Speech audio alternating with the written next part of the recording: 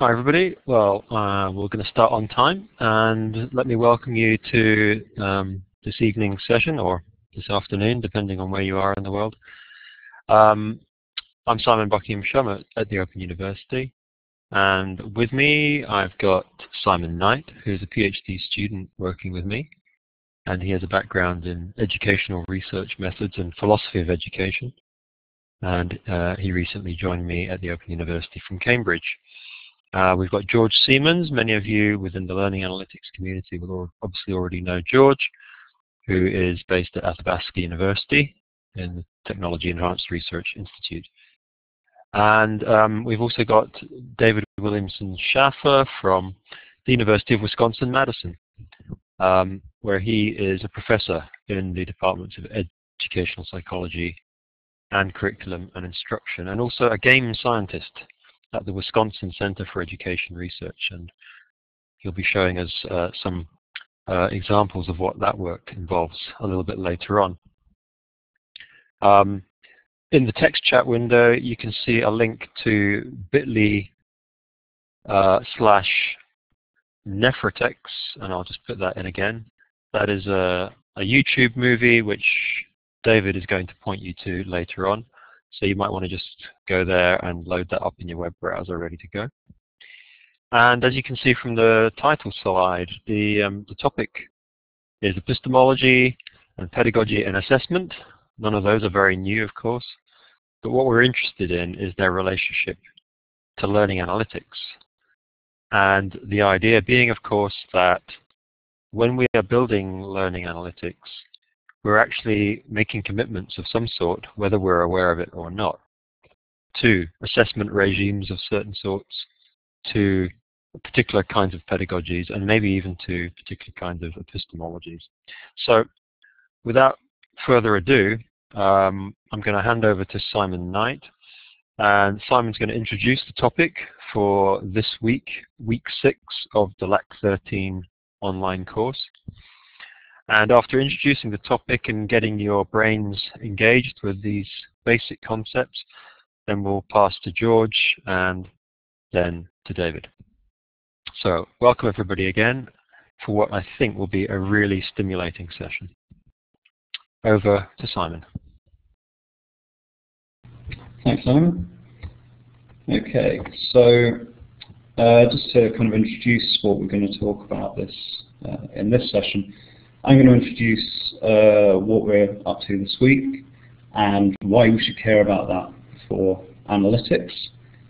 We'll have a brief introduction to David and George, and if there's any kind of brief questions about what we're up to this week, then we can answer those then as well. And David and George are going to talk for, I think, about 20 minutes each, and we'll hopefully have time for about 10 minutes of questions. And there should be some spare time at the end, because I don't think that I'm going to talk for 20 minutes. So what we want to do this week is really foreground this relationship between epistemology, so the nature of knowledge, pedagogy, so the nature of learning and teaching, and assessment, which I think we can conceptualize as assessment of learned knowledge, so we're interested in what people have learned. And we depict that as this triangle, the triad. So the way that we can think about those as kind of questions is, what does it mean to know? It's epistemology. How do we decide, how do we assess whether or not somebody knows or not? And how do we get people to come to know, or more conventionally, to learn? How do we teach them? So ways we're going to explore that this week. There's some suggested reading on epistemology on the course page.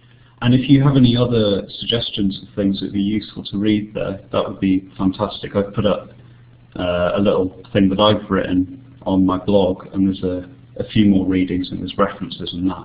But I'm very open to sharing other links that people have as well.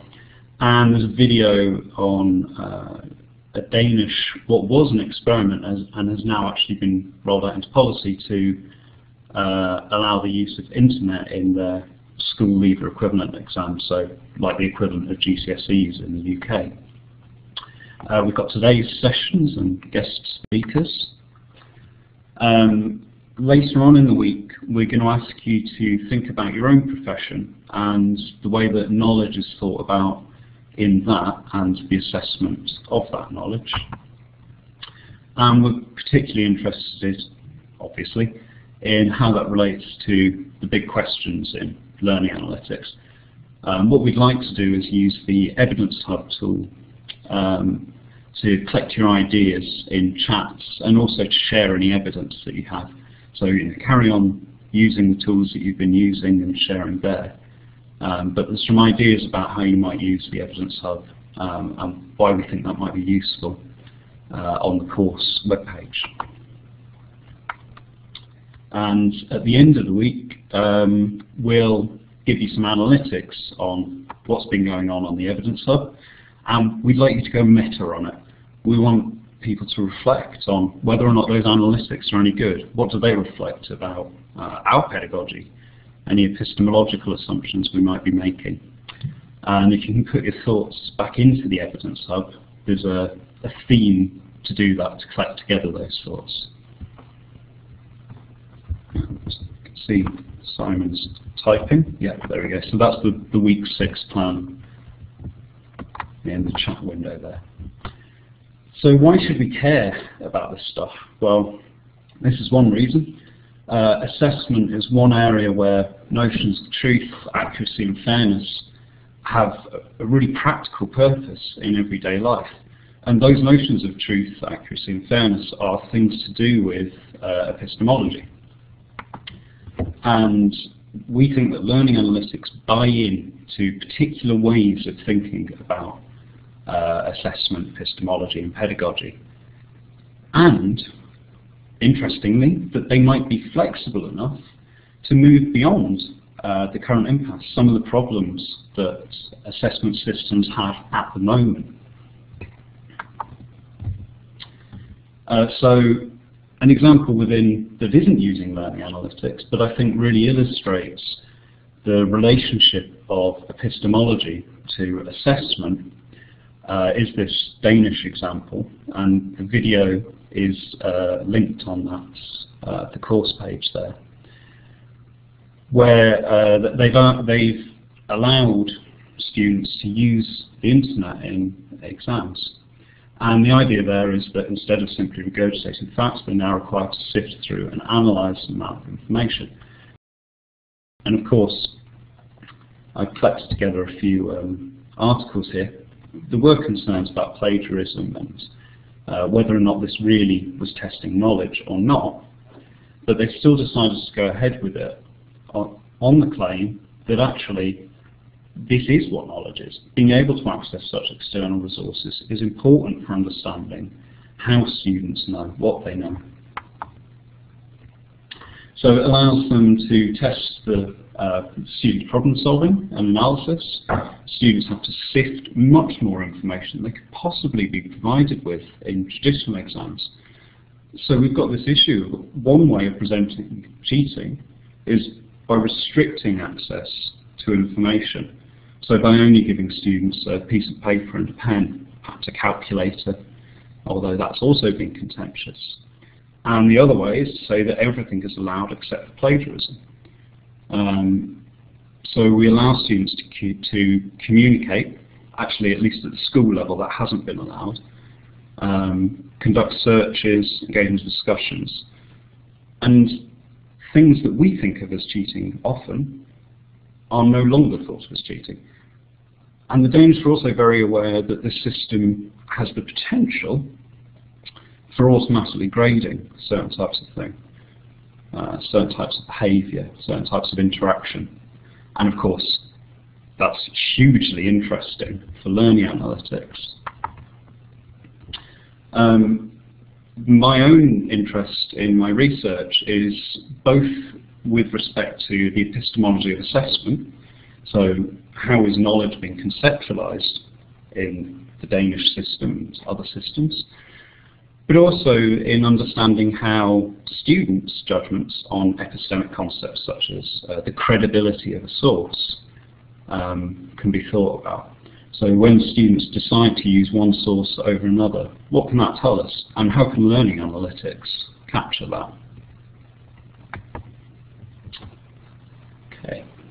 So after today, just to go back to this, we're going to ask you to think about some of the things that I've just briefly introduced and things that George and David will talk about, the resources that are on the course plan there, and apply those to your own profession, how to think about knowledge and assessment, and obviously learning analytics, and also how we're working. We're interested in how you think this week in particular, but the whole course, what kinds of assumptions have been made, and how can we think about those, particularly in relationship to learning analytics. Okay, I'm going to pass back over to Simon now. If anybody has any brief questions, then feel free to ask those in the chat box, and we can answer those now, and Simon will introduce our guests. Okay, thanks, Simon. Does anybody want to chip in with any comments on the text chat or by voice, just on this opening issue that Simon's set the scene for?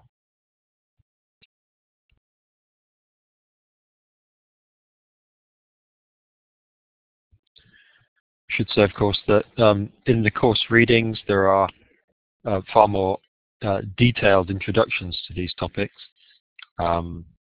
and so those of you who want to understand a bit more about epistemology, which for many of us is a relatively new concept, or one that we may not have been thinking about in great depth so far, and how they tie to pedagogy and analytics, then there are some articles which tease that apart in more detail.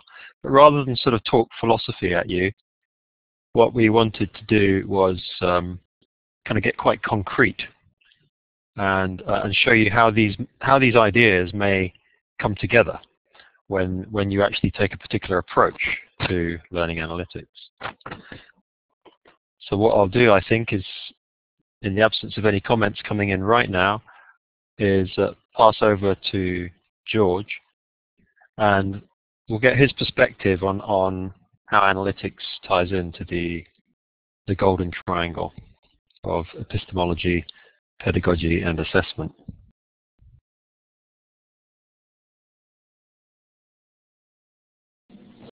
All right. Well, I assume in the absence of any comments or questions, I don't see any coming in right now, that I am good to keep going.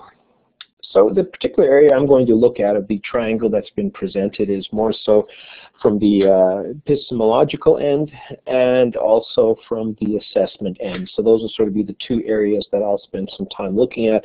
And I'll do that through a very specific lens, which is on this notion of connective knowledge, or work that I've been involved with in the past relating to social network theories of learning, or connectivism is a term to describe that as well.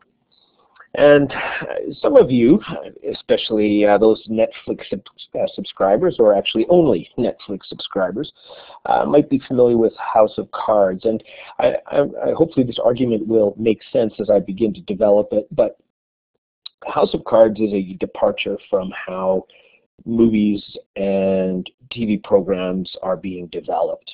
And the big difference in this development approach has been to transition from the art of creating a television program into something that uses the enormous amount of data that is being generated by people who watch Netflix programs. So what Netflix is able to do is to, each time you pause a movie, you fast forward, or you rewind, or you bail on a program altogether, each of these activities that you're engaged in is recorded by Netflix as what they call an event.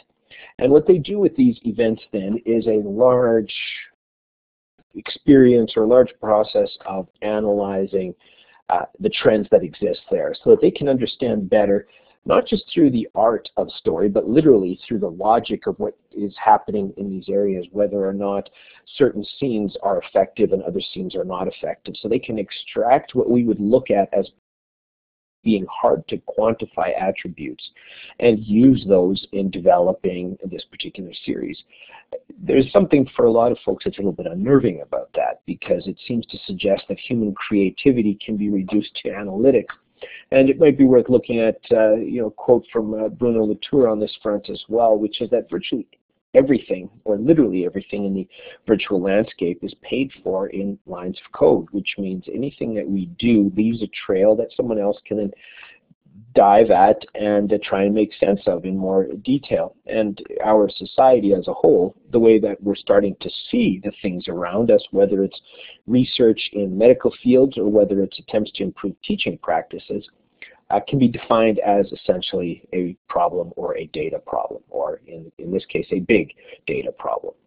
And if you accept that mindset, then it starts to become, or that argument, then it becomes quite critical that we spend some time thinking about what are we looking at when we discuss analytics, what are the decisions that we're making, what kinds of views of knowledge are we sort of sneaking in the back door as we start to engage around different kinds of analytics tasks and analytics activities.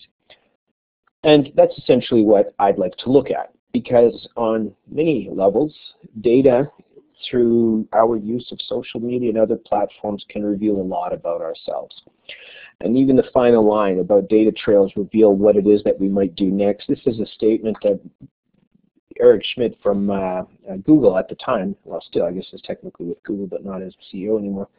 But he made the statement that the goal of Google is to be able to know what you're going to search before you actually search it. And as a result of that very strong mindset, perspectives are introduced that some people find actually quite unnerving. And this gets back to the House of Cards image I had up earlier around raising or creating a quality TV program or something similar, which is that you take a team such as Google, for example, where in one instance they didn't have, or they weren't able to decide between two shades of blue, and so they decided to wrap that up and test 41 shades just to see which one of those performs better. So there's an extensive period of analysis and evaluation that goes on even to make really basic decisions within a company like Google. In the case of Douglas Bauman, who at the time was one of their lead designers, he just couldn't handle it, and he ended up saying, enough of that, I'm out of here, and he left because he felt that this data-centric mindset was really robbing him of the ability to be a creator or to be a designer. That's a little bit of context. Now I'm going to sort of introduce my favorite quote, literally, which is by P.W. Anderson, that summarizes largely why we're turning to data and why we're turning to analytics to make sense of our world, and why it's important that we start to take epistemological perspectives and infuse them, or at least consider them in light of the kind of world or society that we now have. And this in particular is the emphasis on more is different. When you have a small amount of something, you can relate to it in perhaps more of a linear or even a one-to-one relationship. You can take a topic and wrap your mind around it to sort of use that particular phase or phrase. But as things develop enormously in scale and quantity, then that's not possible anymore. We literally need to think of or take new approaches to understand what's happening. And the new approaches that I will be advocating are heavily influenced by both networks and analytics. And one of the big impacts, this is from a learning perspective, is we're now seeing the development of these things called MOOCs. And MOOCs present a stunning increase in the amount of data that we have available for analysis. I spoke with Anand Agarwal from edX, and he made the statement that he sees their platform as being a particle accelerator for learning, meaning that it is this space whereby they'll be able to understand what learners do, why they do it, how they navigate, how they interact, and all of these other factors by observing what students do in this particular interface or in the particular set of tools that they're using on a regular basis. So more is different. We can't understand learning data when we're looking at 3 million users at the same level that we can understand data that's being generated by a class of 25. So that's the impetus for analytics. But the bigger question still relates to the epistemological underpinnings of learning in a digital era. So one of the realities, I think I've had a chance to briefly look at David's slide, so I think once I wrap up here, this will flow well into his presentation, but I don't think it's a surprise to anyone that networks are growing as a model for understanding the world. And networks now gain a lot of attention because we live in networks very explicitly. You know, we know that feeling of being disconnected when we learn from a particular environment where we, let's say, have access to our mobile device, and all of a sudden we go into a more remote location and we are disconnected. So we know the feeling of being part of networks, but we also know the feelings of not being a part of networks. I travel a fair bit, and in Canada I have data access on my mobile device, but the moment I enter another country, unless I buy another chip or something, I lose that access. And in a lot of cases that's a bit disturbing because you suddenly feel like, at least I feel like, you know, part of my brain has been misplaced. And so this is a reality where we're thinking and functioning in networks, and also that we are starting to recognize that complexity in networks are underpinning attributes of much of what happens in science. Now here's just a quick example to make an attempt to communicate the relatedness or the connectivity of knowledge in these areas. So this was done by an individual that, this is 1948, this is a hand-drawn map, and this is simply, you know, proximal evaluation. So the way that in terms of core chemistry, the closer an item on this graph is to chemistry at the center, the more relevant, the more directly connected it is to it. As you move away from that central element, things are still connected, but perhaps not as immediately or as directly connected as they are for items right next to chemistry. And this is just an attempt of, or an example of an individual that sat down and said, what is my field, chemistry? How is it related to these other spaces, and what's the impact and the influence? So you see the sense already where as science domains expanded in complexity, the attempts were made to give it a face and a structure, and that structure was being driven through connectiveness or connective evaluations. This is another example of the domains of science being evaluated as well in terms of, and you will see significantly the clustering. Now this is not a very clear map here, so I'm not expecting you to see everything that's on here. What I'm just trying to emphasize is that these elements of science are they're related, and there's to various degrees connected in particular spaces. So if you have certain areas, I'm trying to draw on here, it looks like a marker sort of works. So on this end you have physics and statistical physics and other areas. You see chemistry being clustered in this as well, and you start to see chemical engineering down here. But as you move further away, all of a sudden down here you're in environmental science, biology, and genetics, which is, as you can tell, you don't see a whole lot of direct links back into physics in those areas, but you still see bits and pieces. And dermatology sits over here, and economics and sociology and demographics are there. This is just a way or a means of understanding how pieces are related, and the common thread in all of this obviously is this notion of a connection, or this notion of a network.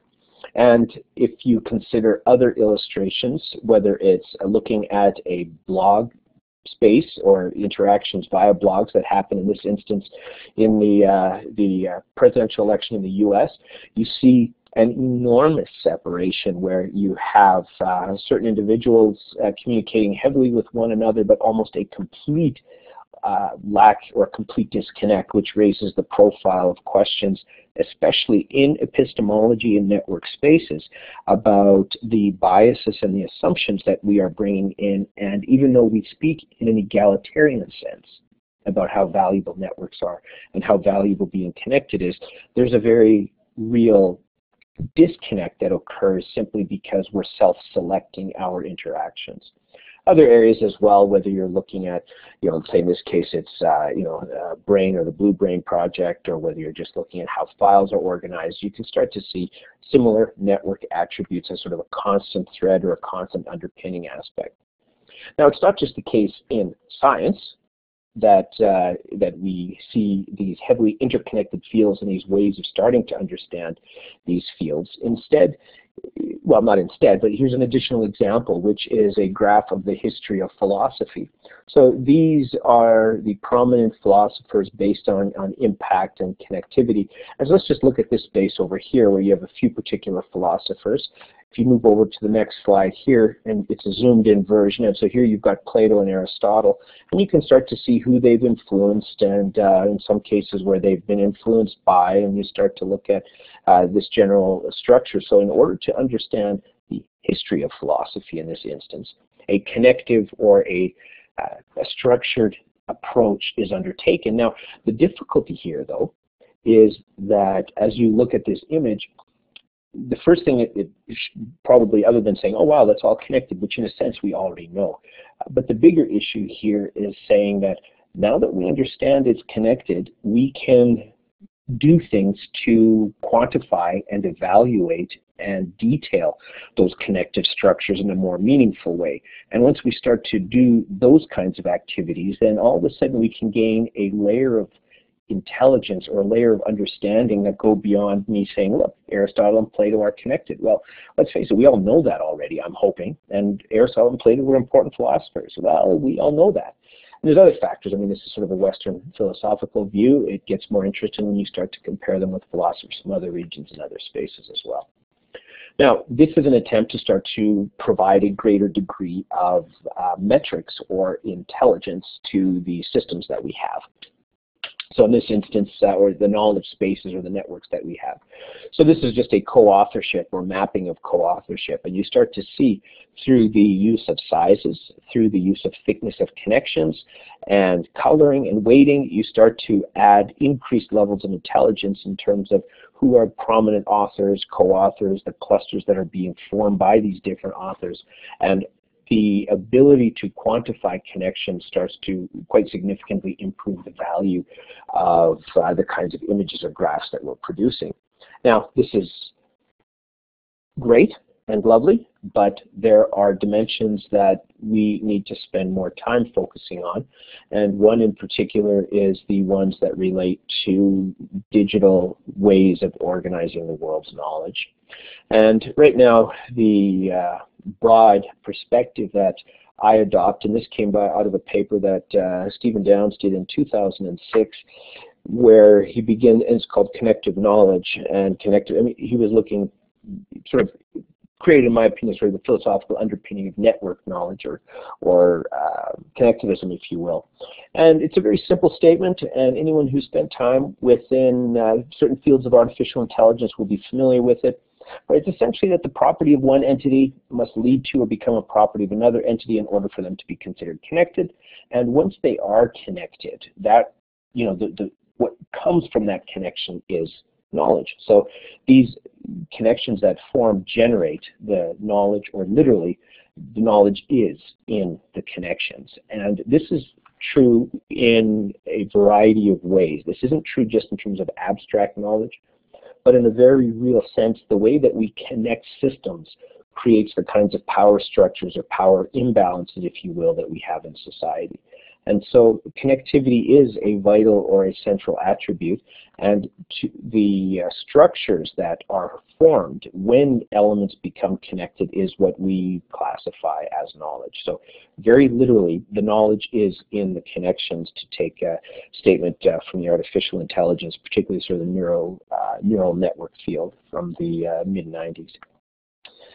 And this is what happens from a perspective of doing this with technology. So in this case, this is just an image zoomed in out of linked data, which attempts to basically make Tim Berners-Lee's initial vision of the web a reality. And it allows for clear data definitions, which then in turn allow for ease of use of information exchange between different databases, which then allows for a certain level or quality of analysis that goes beyond what we perhaps are able to do with just the human mind. And those of you that were actively involved in our conversation last week, you had a chance to look at the web. In one video in particular, the Web 3.0 really addressed this emphasis on connective tissue and structures that connect the world's knowledge. So it's not just about connecting people socially, it's about connecting knowledge without people and the potential impact that that might have. Google is certainly well aware of this, and you're starting to see early results of their knowledge graph initiative just in your regular searches. Google no longer just tells you Da Vinci, for example, but they'd also like you as a searcher to understand how those pieces are connected or how they're related. So again, this is sort of the ongoing structure, ongoing approach to understand the world through points of connectedness. The difficulty, though, that we face in an academic sense, and I'll sort of move to wrapping up in the next couple minutes here. The difficulty that we face, though, is that when we take the knowledge, or the web, if you will, and you break them down the way we are with the web and with digital technologies and with networks, you essentially end up with knowledge in pieces. And this is a substantial challenge, especially when you start looking at academic knowledge, looking at learner knowledge, because a key part of learner knowledge then ties into the assessment, as Simon mentioned in his introduction. So if we want to assess knowledge, and if we want that assessment to be authentic, then we need to move to a point where we can recognize the ways in which students have connected different parts or different elements of a field. Knowledge development, learning for that matter, should be concerned with helping learners to recognize relationships. It's not simply about low-level knowledge, such as being able to label a particular topic.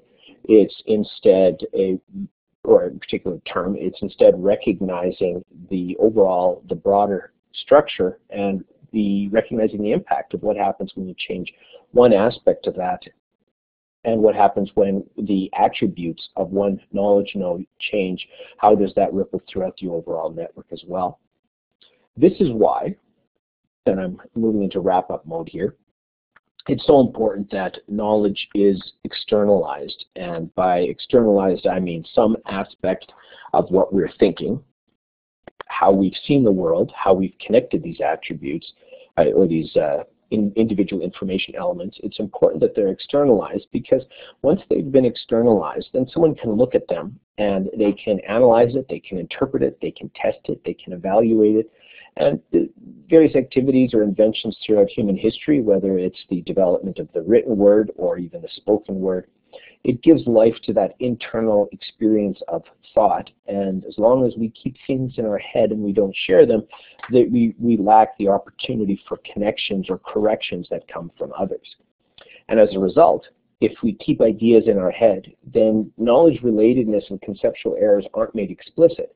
And the challenge with existing tests is that these errors may never be known to the people assessing you, because unless you make your learners, or your learners are in a position where they're continually sharing what they're understanding, then those sub-patterns of understanding can literally stay hidden, and the learner can stay in error.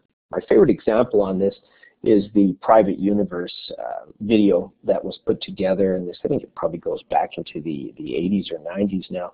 And they basically asked a group of a group of students who were graduating from Harvard why we had seasons, and the majority of them were unable to answer that question. Now, these are individuals who had just received their bachelor's degree from Harvard, and the fact that an enormous majority of these learners were not able to identify why we have seasons means that the testing and assessment system failed enormously in helping students make what they understood the world to be explicit. So they sat down with a group of students and asked them to sort of detail and describe and even draw out why we had seasons. And it was fascinating to observe how these errors, these significant knowledge errors, the educators were only able to correct with learners until the learners were forced to explicate that knowledge, to put it in some format where someone could test, critique, evaluate, and assess that level of knowledge. And so just to wrap up here, then that's the key challenge from an analytics perspective, and that's the relationship, for me at least, that analytics has to social or network learning, which is knowledge as a network phenomenon can only be understood and assessed effectively once the way that each individual learner is connecting bits and pieces in the knowledge space is put in a position where they have an opportunity to share that with others, and then by sharing it, avail themselves to corrective guidance from both peers and from faculty as well. So I would take that as my cue to start. I do want to make sure, though, that we give a chance for folks to ask questions, George. I'll just say that basically I don't think I've ever had anybody give as good a setup for one of my talks before. So thanks to Simon for making the connection here.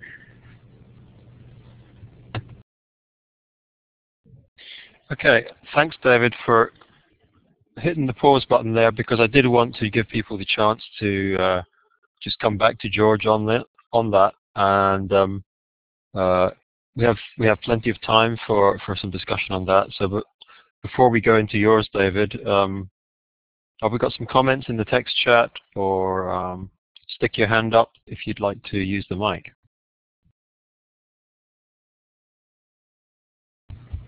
So I'm just going to quickly reply. I actually have a few replies, but I'm going to kind of do them one at a time, and then if people have anything else to say, then we can work through this.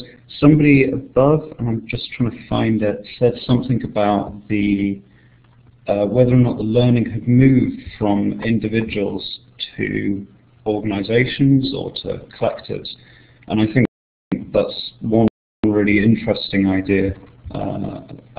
Very much an epistemological one, maybe also one to do with kind of philosophy of mind, and how we define whether or not what an individual is. I'm not going to talk a huge amount about that, but I'll just post a link into the chat box there. This is a new project at Edinburgh University that's exploring some of those issues in relationship to the extended mind theory, and the first slide that I had up right at the start of this to do with, so the joke is, as whenever Wikipedia goes down, my IQ drops. So this idea that parts of our mind are external to us. So it's another area that I think is really interesting to this type of thing. Thanks to whoever just changed the slide there.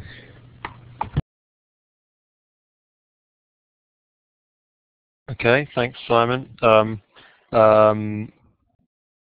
Caroline, commenting around collective learning, it's also related to the idea of social capital being the point of, or the outcome of, network learning.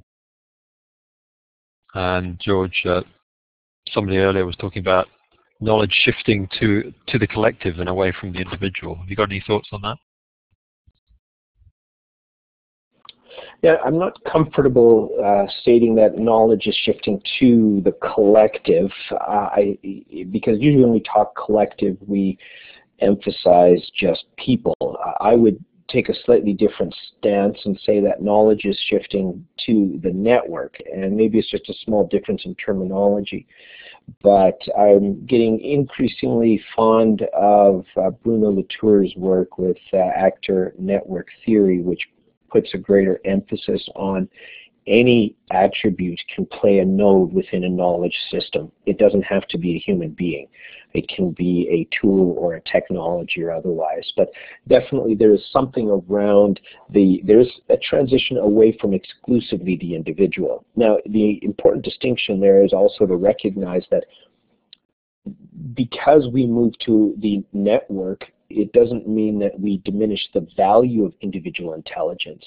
If you have a group of people in a network who perhaps are not well informed on a subject, for example, I would much rather have a group of individuals who are educated, talented scientists, epidemiologists, and researchers looking at SARS or the coronavirus, than I would having a group of plumbers, electricians looking at the coronavirus and trying to deal with a solution. So we have to, even though we can say, generally speaking, yes, the network is what becomes intelligent, we still need to recognize that the components of the network need to be of a certain nature as well. So it's not a generic kind of network intelligence that we're talking about.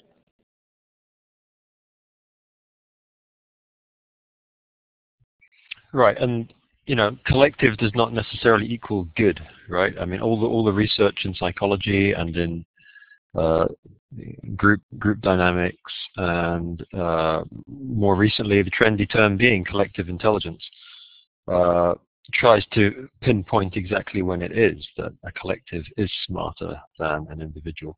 So the emphasis on the network has to be modified or qualified with appropriate boundaries around that. But I think the fascinating thing is that what used to be invisible is now visible, and not only visible but quantifiable using things like network science, metrics, etc. And that's one of the most exciting things. Okay, what other kind of comments have we got there? Do you want to pick up on any of these, George? Sure, and I just want to emphasize again, my interest in analytics is largely driven by that epistemological orientation. I mean, particularly, what is it that, how is knowledge shaped and developed when you have these different agents that are involved, and when learners begin to make their actions explicit. The Latour quote I had earlier about every move in a digital or virtual landscape is paid for in lines of code. That's precisely what happens when learners interact in Moodle, or when they interact in more complex environments such as a game-based setting, or when they participate in a MOOC. These are the areas where once learners' activity is being recorded and captured, it literally needs analysis, and that analysis can give us just a terrific level of insight, conceivably at least, to what's happening within the student's head. So it serves as a more effective proxy for student learning than perhaps traditional testing has been. Now, Ted asked a question about, do we need to see errors or correct connections in networks to evaluate the knowledge that is externalized, that internalized knowledge? So is there a need to justify to externalize connections in the network to try and identify good connections, or correct, I guess, any errors, and who does this? Okay, there's a lot of externalizing and connections in there, so I'm just going to, the way I interpret your question, Ted, is you're asking, do we need to make sure that connections are made explicit so that they can be evaluated, what an individual holds in their head by someone, and then your question is who should be doing this? So if that is your question, then I would say absolutely it's the educator that should do this, but the group systems or the networks, the peers in a network can play an important role here, especially if they're in a similar area of study. And this is why peer review works so well, because we're able to build and extend one another's knowledge. So let's say you take a class, and it's a course where you have 35 students, and you have one faculty member. And if it's a master's level course, then the bachelor's process will have sort of done its job in producing a certain cut and caliber of student. So now they're in my class, and I start to teach them. Chances are, based on their life experiences, their summer work, their volunteer activities, those kinds of things, they've each developed a distinct knowledge profile. Our education system today feeds everyone the exact same content, but the reality is everyone is a unique individual, and we could feed personalized content to them. And we can do that. I didn't clarify this enough, but if we properly define, through ontologies and through ongoing iterative process of validation and testing, if we properly define the structure of knowledge in a field, and if we can track the learner's development in terms of their knowledge structure, what they possess, create a learner knowledge profile, we can compare what consists of knowledge in a field, what is the knowledge profile of the learner, and we can fill gaps between those two areas. We can do that through various ways. One is social. Students can fill each other's knowledge gaps because 35 people, everyone has a different knowledge profile, and they can go a long way to helping one another. Or we can do it through automated way as well. So I'm not sure if that answered your question, but I'll just release the mic back to Simon.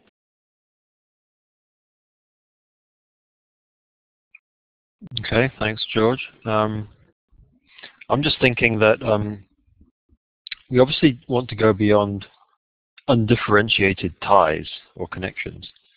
You know, we want to go beyond blobs connected to blobs with lines of different thicknesses, useful though that is.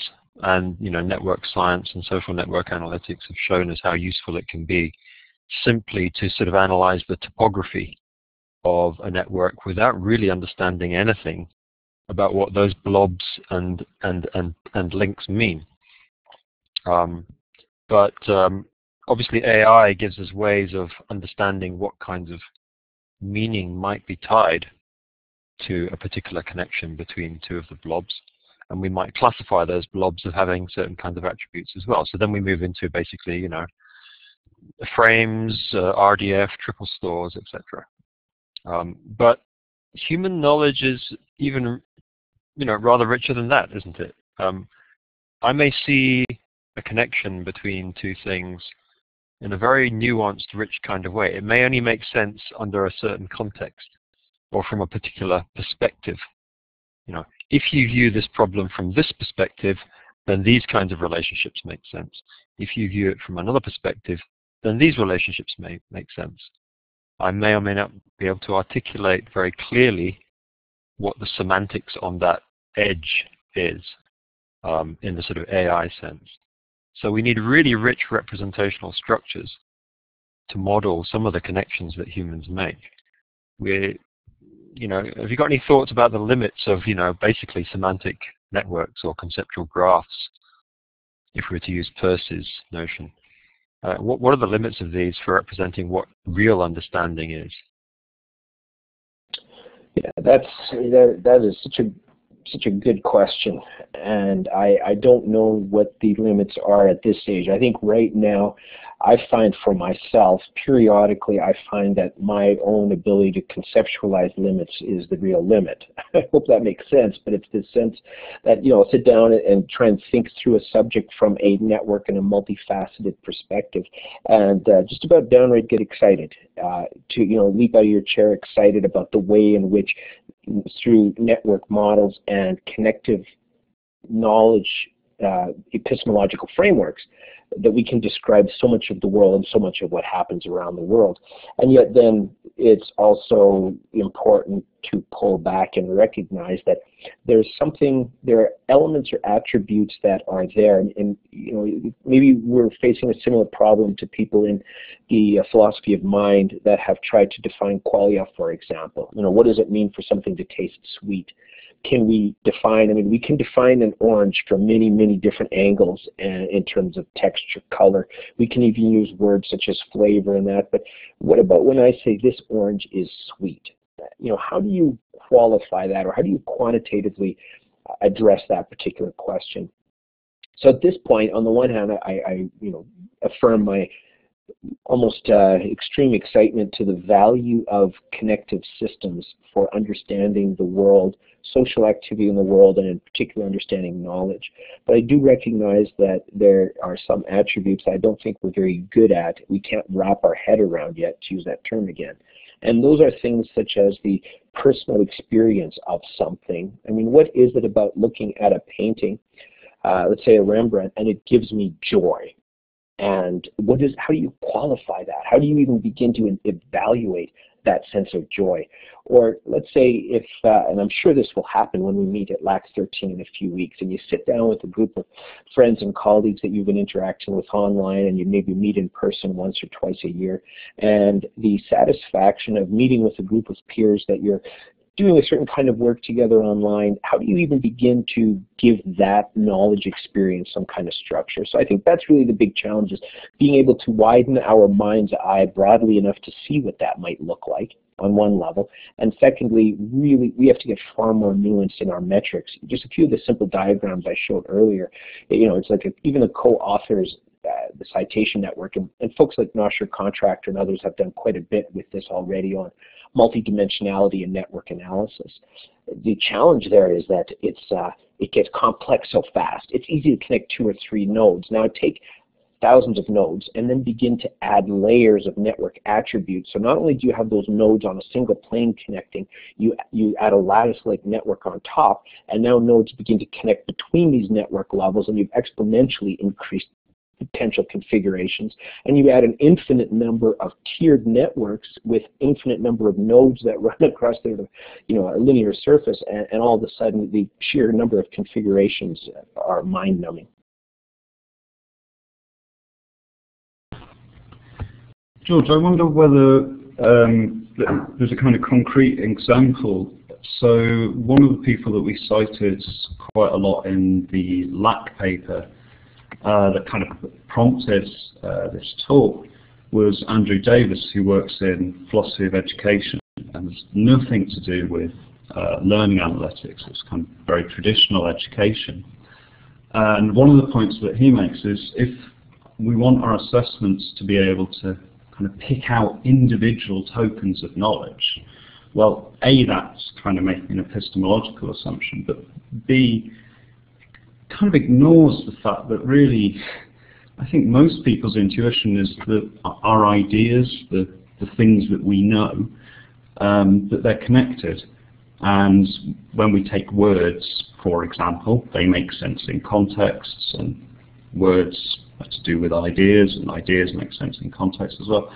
So trying to assess sort of individual things in very decontextualized ways is really problematic. I wonder if you think that, is that what you're saying in the connectivist epistemology as well? With not having read the article that you referenced, the best I can say is, maybe I like Simon's epistemic qualia concept, because that is, I think, the issue. And if you're saying something similar, because that was the point I was trying to make earlier, that there are attributes of knowledge that have such a sense to them that we can't efficiently describe them yet through the analytics tools and the analytics models that we have. But if I interpreted what you stated correctly, then yes, I think I was trying to communicate a similar idea.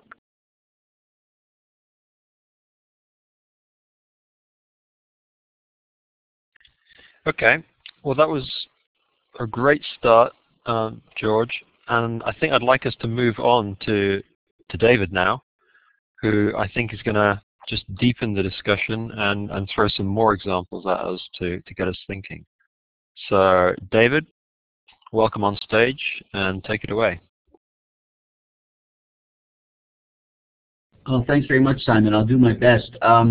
There's a short video that I'm hoping folks will have a couple minutes to look at here. Ordinarily, I put this in the middle of my talk, but I think it's probably easier to just give everybody, I think it takes 2 minutes or so to look at it right now. Here's the link for it.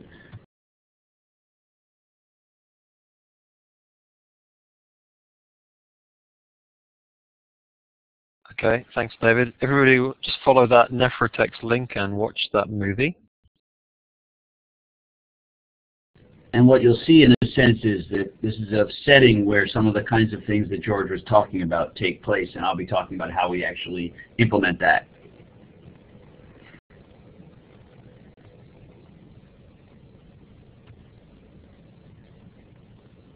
In the epistemic games group.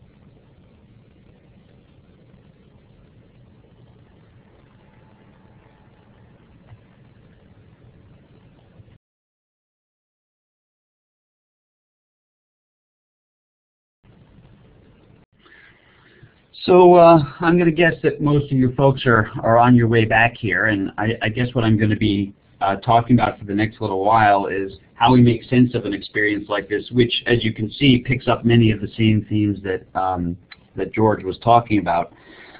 These are spaces where people are engaged in complex activity, where they're working in groups, where there's an opportunity for experts and peers to see what they're doing and so forth. The point I'd like to make here, though, is that if we're going to think about what happens in an environment like this game, or like work in engineering or any number of professions, there are really two myths that we have to contend with. The first myth is that we can somehow take complex thinking, the kinds of things that people do that don't have easy and simple answers, that don't just rely on basic facts and basic skills, and then we can measure that using simple measures. It certainly is true that I can tell you the height and the width of a painting, but that doesn't necessarily tell you very much about it. So the first myth is that you can evaluate complex thinking with simple measures. Now, if you don't believe this myth is prevalent, I would draw your attention to basically all of the measures that we use today to try and understand learning. Now, to be fair to our standardized tests, they have two properties that are quite useful. One of them is, well, that they produce these numbers, and numbers are relatively easy to interpret. It's easy to see that somebody who got a 416 isn't as good as somebody who got a 516, and that's better than somebody who got a 316. Whether or not those are actually good interpretations doesn't matter. They're easy to make. The second virtue of standardized tests is, well, they're standardized, which means that everybody sort of has this, at least in theory, has the same chance to do well or do poorly, look good or look bad.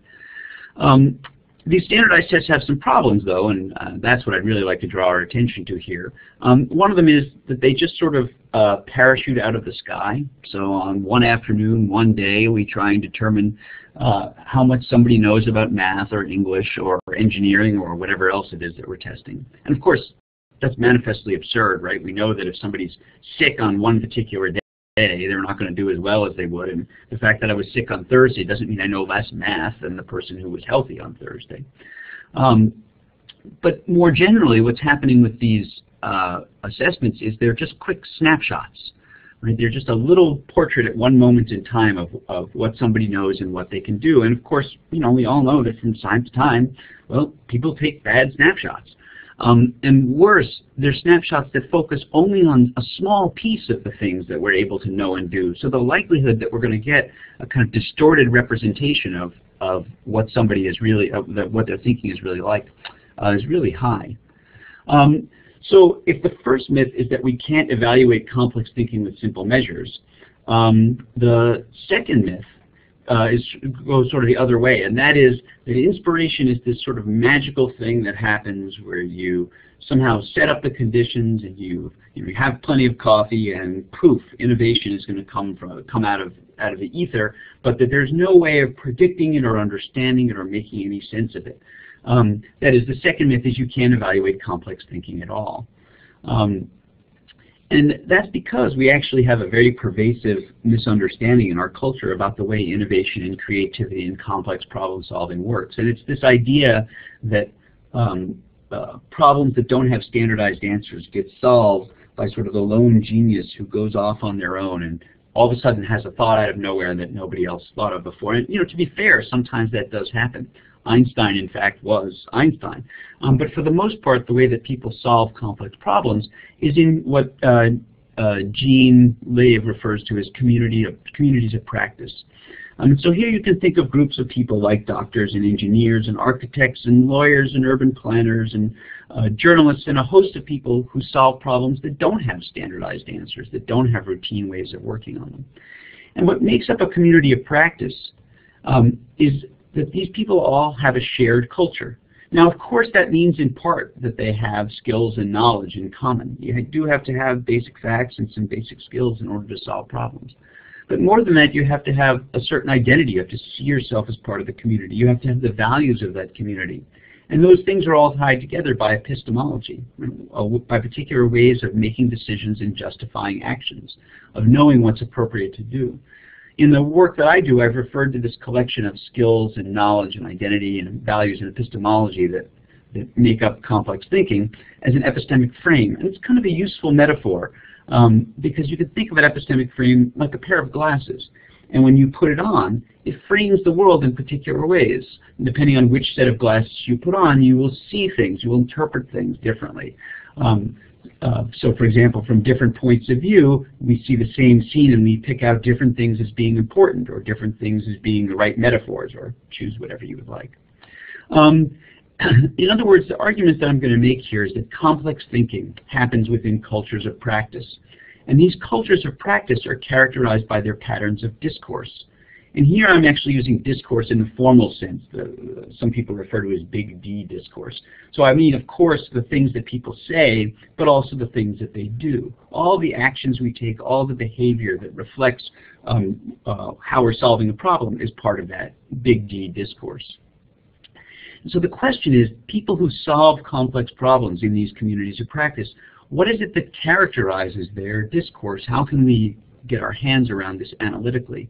Don Schoen has described complex problem solving as a process that he calls reflection in action. And reflection in action is literally thinking that reshapes what we're doing while we're doing it. In other words, it links ways of knowing and ways of doing. It connects these things up. And this linkage gets created typically in a professional practicum. And here you can think of internship and residency for doctors, moot court for lawyers, the design studio for architects, capstone courses in engineering or journalism. These are all places where somebody who's learning to be a complex thinker takes action to actually solve real problems. But importantly, they step back and they systematically reflect on that action. They talk about what works and what doesn't and why. And they talk about that with their peers and their mentors. And this cycle of action and reflection on action, repeated over and over again, produces the reflection in action of the mature practitioner. It creates the set of links between the skills and knowledge as they're being enacted and the identity and the values and the decisions that are being made. In other words, being a complex thinker, being part of a community, doesn't just mean having a set of knowledge, skills, identity, and values, and so forth. It means that they're connected up in particular ways. And here, of course, is precisely the link to what George was talking about. Understanding what happens in a complex practice is about understanding this network. That is, these patterns of discourse can be described in terms of an epistemic frame. Now, ordinarily, here is where I would show the video from Nephrotex. That is this game that is recreating a professional practicum in order to develop these complex ways of thinking for engineering students. Let's pretend we've just watched the video. Now I should tell you that the reason the game was created was actually not so much to teach engineering concepts itself, although it does that. It's that we have a shortage of engineers in this country, and the idea of the game was to give freshman engineers a chance to see what engineering was really like so they would be more motivated to continue. And we have a survey that we give before and after the game about students' commitment and confidence about engineering. And as you can see in the game, there's no change in their confidence before and after, which you would think is a bad thing until you look at the control group. That is, people who were in a course that didn't include the game, and their confidence goes down. And in fact, if you break it out in terms of looking at high achievers and low achievers, especially among women, women who come in with high confidence, they do fine either way. But women who came in with low confidence in engineering, there's a huge difference between the Nephrotex game and the control. In other words, having an experience of thinking like an engineer in this authentic way gives them commitment and confidence to pursue their engineering degree. Now, for our purposes, though, what we want to understand is how we can analyze the thinking that's happening in the game to see whether or not thinking like an engineer is responsible for this outcome.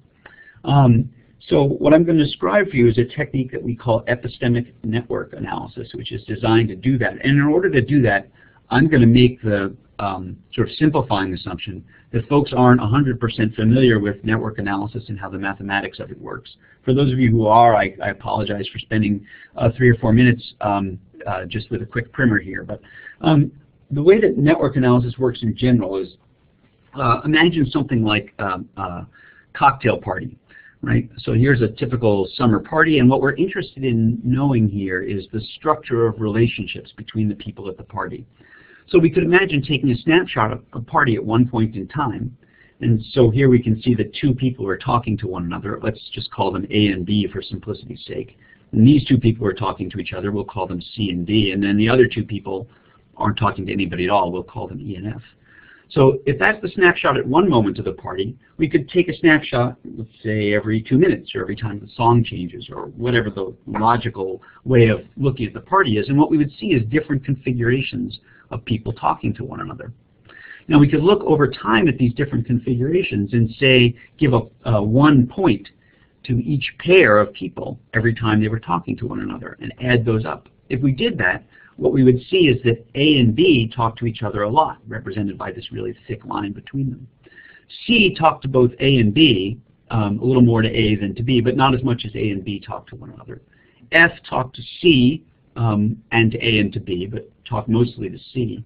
D talked only to C, and then E was sort of off in the corner talking to no one, so that would be like me at most parties. We might imagine that, say, the next week the same group of people got together, and this time they got together at my house, right, in which case now the party focuses more on me because I'm the host and I'm moving around talking to people and so forth. We could even try and quantify this by treating each of these network graphs as like an actual physical structure and compute the center of mass. So the center of the mass of this party would be over here, sort of closer to the side of C and D, whereas the red party is over here, closer to B and E and F. And we could imagine, say, if the party was at two different people's houses, every time it was at somebody else's house, we would see that the center of the party, sort of the discussion, focused in one place, and every time it came back to my house, it would focus closer to me, and so forth. So this is the basis of social network analysis. And essentially what we're doing with epistemic network analysis, and with probably many of the tools that George is talking about as well, is we're assuming that the individual skills and knowledge and identities and values and epistemology, the components of complex thinking, are like the people at this party. And what we want to do is visualize their connections to one another.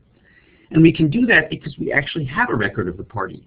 And the record of the party is everything that everybody did in the game, everything that they said, every email they sent, every chat that they wrote. We have this very complete record of all the things that happened in this simulated environment. Now we can take that and we can look at each of these different things that happens, and we can look for places where elements of this professional practice come into play, talking about reliability and marketability, talking about materials, using different professional skills like sharing information, justifying the reasons that they're doing things, and so forth. So once we've created this set of, this slide is just in place to say we have a way of doing that automatically for this particular game, which I'm happy to talk about in the discussion, but it's not directly relevant to the coding process, isn't directly relevant to our conversation here. So we can create a set of coded data where each of the things that happens in the game is coded in terms of the parts of the profession, or the parts of the complex domain of thinking that are being engaged.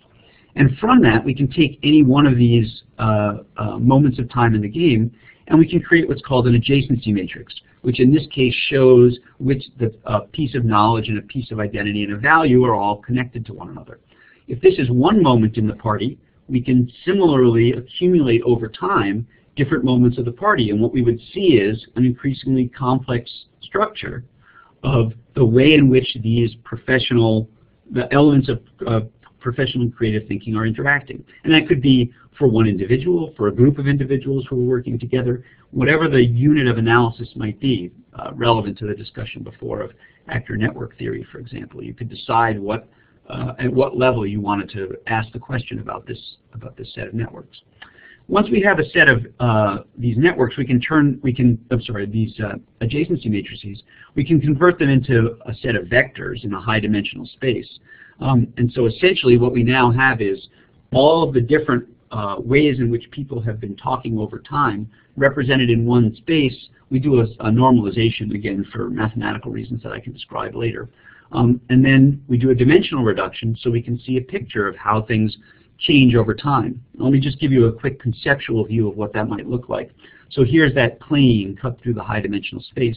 And we might expect that, say, a bunch of beginners in a domain, a bunch of novices, would be in one place, and perhaps a bunch of experts would be somewhere else.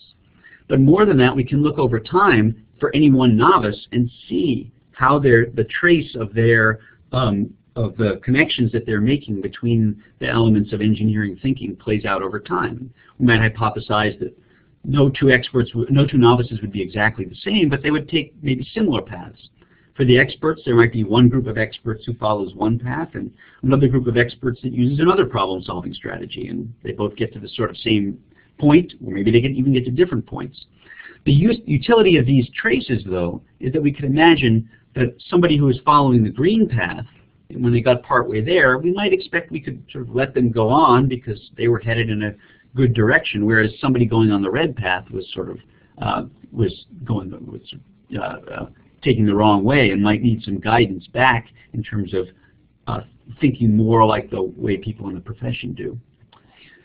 In other words, my claim is that this epistemic frame can be modeled using a network model, in this case epistemic network analysis. And here's an example actually. What you're looking at here on the dots on the left represent novices the first time we used the Nefertex game, and the dots on the right represent the experts the first time we played the game. And we noticed this difference, and one of the things we did was made some changes in the game, and the next set of novices actually performed more like the original experts did. In other words, we were able to use this technique to tune the game. Now, you'll notice that I haven't said anything about the meaning of these axes, the interpretation of these axes. And in order to do that, I would have to describe some mathematics, which again I'm happy to share later, about how we relate this overall space of networks to each individual network. But let me just show you an example instead of describing it mathematically. So this is actually what I'm going to show you here is the talk, the discourse, the discussion of one group of people learning to be engineers in the game. And you can see they start talking about manufacturing and the workplace, and here's where those warrants come from. They go on and they start talking more about the profession and about design. Eventually they had even more talk about design, and then finally they wind up in a kind of more complete discussion of the problem. Now, what we can look at this and we can see that each part of this space is connected with sort of different aspects of the profession. So the lower left-hand corner is discussion of the product, professionalism is in the upper left, design in the upper right, materials in the lower right. And now the trajectory of that conversation, if I project it here, starts out towards the left because they're talking about the product and professionalism, moves up as they talk more about professionalism, comes down into the right as they talk about design, and finally winds up in the center. If we compare this to, say, another group, we might expect that the second group would be talking mostly about design and materials, and sure enough they are. If we look at a third group, we might predict that this group was talking mostly about professionalism and design, and it turns out they were, and actually what they were doing was mostly just arguing with each other the whole time. In other words, what these trajectories tell us is, give us is a description of the kind of thinking that's going on in a way that lets us compare these underlying networks of expertise. Now, what I started out by saying that the reason we had designed this game was to produce this change in commitment and confidence.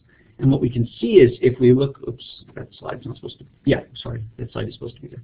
So if you look, this is actually the quartile of players who went up the most in terms of that score. These are the players who didn't go up as much. And as you can see, the players who went up have their points further up and to the right in this graph. So if we want to interpret that, we can pick one of the points and look and see the shape of the network. And what we can see is that that point has moved up because this is somebody who has been thinking a lot, making a lot of connections to the identity of engineering and the skills of a professional while they've been playing the game. So not surprisingly, they come out feeling more like an engineer and more motivated to continue working as an engineer. In other words, complex thinking happens in cultures of practice. Cultures of practice can be characterized by their discourse. Patterns of discourse can be described in terms of an epistemic frame, and an epistemic frame can be quantified using a network model, which means that ENA can model complex thinking. That is, we have a way of identifying for some domain the kinds of things that we think are going to be important, and then actually measuring the kinds of connections that George was just talking about through the data that we can collect in an environment where we have a really rich record of what it is that they've been saying and doing. Okay, so that was one breathless rush through a bunch of ideas, but I wanted to sort of get those things out on the table, and I think they actually do form a nice kind of concrete instance of some of the things that George was talking about in more abstract terms, and I'm happy to sort of turn the mic back to others and also to the chat and see if people have questions or things they want to follow up on. And as I say, I'm happy to describe more of the mathematics and so forth, but I'm assuming this is less supposed to be a lesson in network analysis than it is in the implications of epistemology for the way it is that we assess. Great, thanks very much, David. And I don't know about everybody else here, but if you're as struck by this as I was when I first encountered it, then you're feeling quite excited about this. So let's throw it open to the text chat or use your voice, and let's see what people make of this. Alex says, awesome use of graphics to teach. Yes, very much so. It was a dynamic presentation in and of itself, a great exemplar of how to do a presentation. Okay, here we go then. Who's got something to say?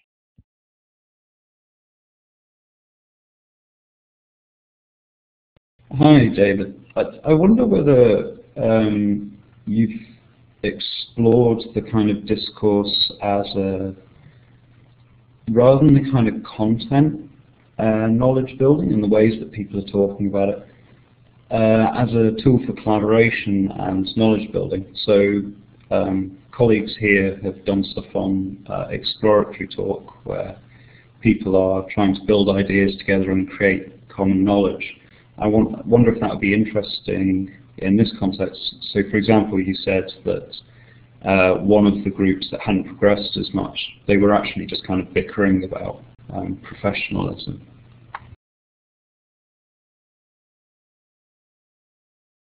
Yeah, so I mean, basically what this is providing is a semantic model of the domain. So how people are thinking about the meanings of things through these connections. And I think George's point is exactly the one that I'm trying to make here. I left out some slides that I usually put on at the end, which is that this is actually a fundamental shift in the way we think about psychology and the way we think about the psychology of learning and of knowing, which is that for the past 100 years or so, our psychometrics, our statistical tools, and our assessments have all been designed to identify whether or not somebody has the nodes.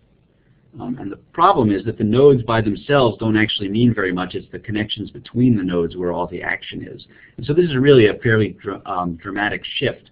That having been said, you know, as long as what you're interested in is understanding the structure that people is understanding or understanding in terms of its content, then this is a good model for it. One of the things that we find is that there's a parallel between the kinds of discussions that are productive in terms of their form and the kinds of discussions that are productive in terms of their content, but this isn't really designed to measure the structure of the conversation itself. Now, that having been said, in the game we actually have both a semantic model and a syntactic model, so a model of the speech acts and the way that people are talking to one another, and we use that to automate some of the feedback in the game. But those and they're related to one another, obviously, but they are two separate things. So sort of two separate questions that you could ask about beginners.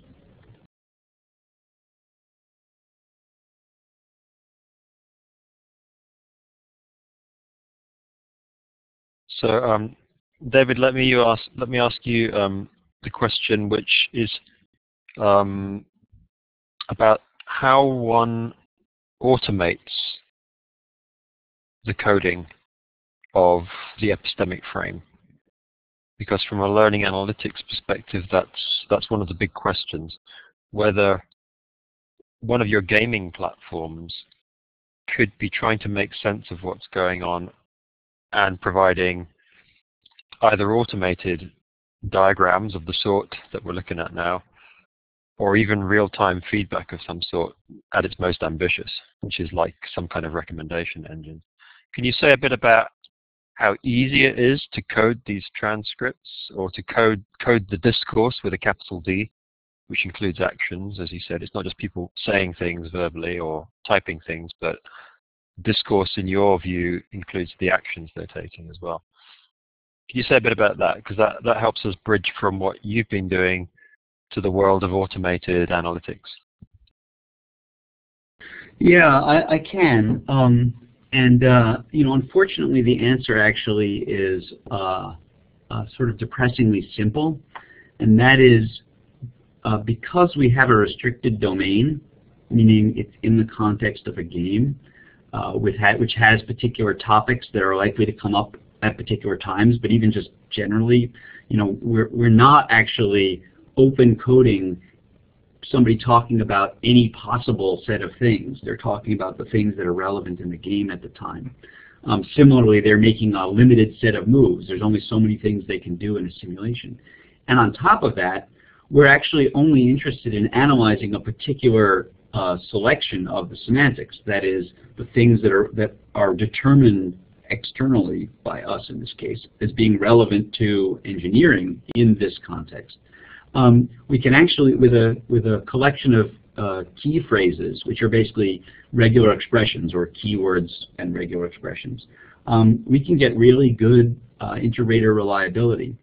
The one trick that we do is that we actually code in two passes. One is using, one looks for the elements of the engineering domain, so things like materials and data and stuff like that. And then one using the categories of the epistemic frame, so epistemology and skills and knowledge and so forth. And then we actually conjoin those codes, which means that in order to get false positives, you have to have made a mistake both on coding the general category from the epistemic frame and on the domain. And so that tends to make our inter-rater reliabilities go up.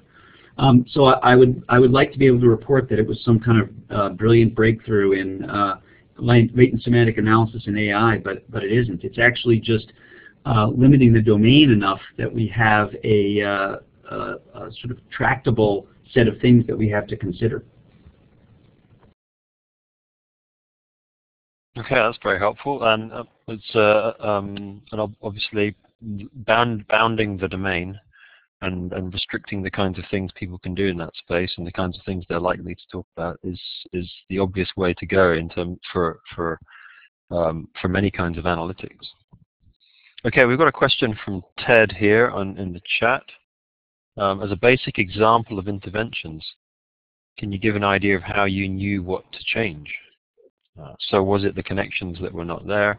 Was it errors in connections? Were you just experimenting with prompting a new area of discourse? Or just asking a new question? I think this is a reference back to the fact that you said, well, we saw the beginners doing this, and then we tuned the game somewhat, and then they started acting more like experienced professionals. So how did you know what to change? Yeah, so that's of course the generic question, and I will be honest that there's a bit of a fudge going on in that, in the sense that the biggest difference that we noticed between the experts and the novices was that the experts had all of their conversations through the chat, and the novices were pulling away and were talking about things offline, so the models were different. So in this case, I'm not sure that we actually made the novices behave any differently in terms of their problem solving, but in terms of what the model captured, it looks more similar. That having been said, obviously one of the things that we are going to want to do to improve outcomes of the game is going to be to boost the connections that players are making to their identity as engineers. And we do that in some pretty straightforward ways, like changing the underlying scripts that the game uses to mention that more and see if we can prompt them to talk about it more and see whether that has an effect. But in a sense, Ted is right. This is sort of an experimental. It's an experimental science as opposed to in terms of knowing what it is to do next. I would argue the same thing is true of many assessments, though. They can tell you whether or not somebody is performing appropriately, but they don't necessarily tell you what to do to fix it. My best example of that is chess. So the most striking difference between a novice and an expert chess player is that the experts move much faster. But simply training a novice to move faster wouldn't actually make them a better player. You actually have to have some understanding of, a different understanding of why it is they're doing what they're doing. And hopefully what we're seeing in these networks is that they show us what it is about the discourse that's different. So in the example I just showed you, it's the fact that the kids who wind up more motivated have been talking more about being engineers. Similarly, one of the big differences we see between experts and novices is that novices actually spend more time talking about the data, whereas experts balance their conversations of the data with other considerations in the professional domain. So you could see that one of the things you'd want to do is make sure that the mentors were not letting conversations just perseverate around data, but actually bring in other considerations, the client's design criteria and so forth.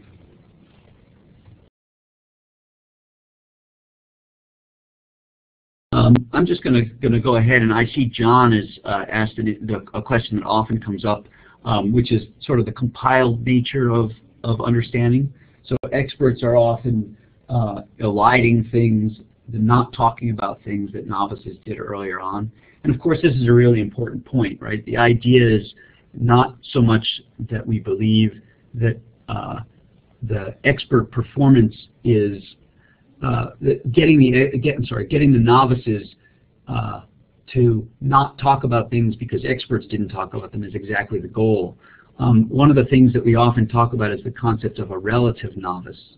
So really what you want to compare freshmen to is maybe sophomores or juniors, not to really advanced engineers, because the gap in the trajectory is going to be so big that you don't really expect that you're going to be able to get somebody from one place to another in sort of one particular session. But if the question is, whether or not you can detect whether or not somebody is talking or working like an expert or thinking like an expert or behaving like an expert, the fact that experts cover up certain parts of their problem-solving process doesn't mean that you can't still see whether someone's talking like an expert.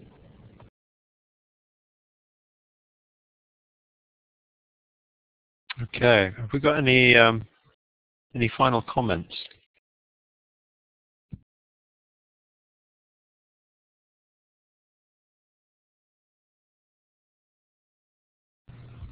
I just put a couple of links there to the to a couple of Andrew Davis Google books. Unfortunately, that's the best open access that I can get. And thanks to both David and George for excellent talks. I really enjoyed this session. Yeah, I'll just put in a quick plug. The book How Computer Games Help Children Learn, which is a few years old now, does a really nice job of describing the epistemic frames that underlie this this learning analytics.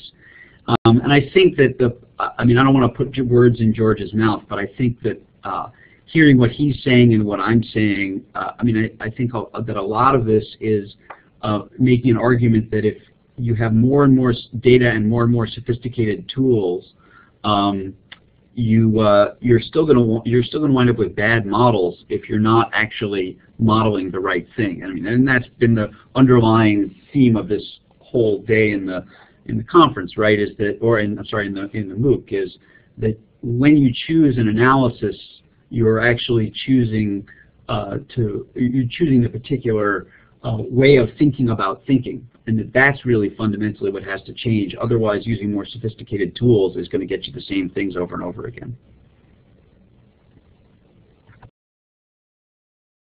Yep, that's a very good point. And actually, one final question, and then we'll wrap up, David. So these diagrams, you've devised a way of processing the data and making these patterns visible. Can you just say a little bit about what kind of person does it take to make sense of these diagrams? Right? Are these tools which we can imagine seriously putting in the hands of school teachers and college and university lecturers?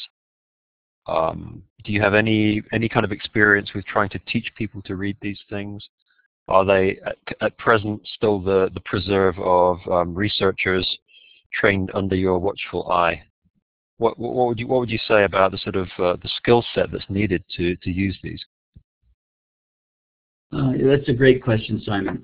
So I would say that at present, these diagrams are really designed to be used by researchers, not necessarily ones trained under my skillful eye, as you pointed out. If you look at our website, which is edgaps.org, we actually have the tool is available for download in its sort of beta version. And other people have used it, although it still does require asking some questions of us, I confess. But one of the next steps that we need to do actually is, so the way these games are designed is there's actually a human being in the loop who's acting as a mentor, controlling several characters in the game. And one of the things we want to do is take these network analyses and feed them back to the person who's controlling the game to help them guide the conversations in real time. And I'm about 100% certain that a three-dimensional rotating network diagram is not going to be the right representation for that. So one of the things we have to think about is which aspects of the conversations and the talk do we want to highlight, and what's the best representation for that. And we're actually working with Mike Gleischer, who is a colleague here at UW and an expert on visualizations, to think about how to make representations that capture particularly salient points of the discussion more user-friendly. I think the short answer is that well, this tool in its current state is sort of a tool to investigate the structure of these conversations, and then having found something that's an important and salient feature of discourse, you then have to come up with some other representation to make it translatable, make it actionable in a broader sense. So it requires multiple representations, as is the case with many things. Okay, that's helpful. Thank you. So, thank you, David, and thank you, George and Simon, as well, for a really interesting session. And I'd like to thank you all for coming and joining. Do show your smiley faces and applause on your little emoticons in the absence. You can see from the text chat how appreciative everybody is of this. So thank you, guys, and we'll see many of you, I hope, in Leuven in Belgium in just a few weeks at the LAK conference. Meantime, the rest of the topic will continue for the rest of this week. For those of you who wish to engage with it, go to the LAK course page for week 6 if you want to go deeper on this. Thanks everybody very much.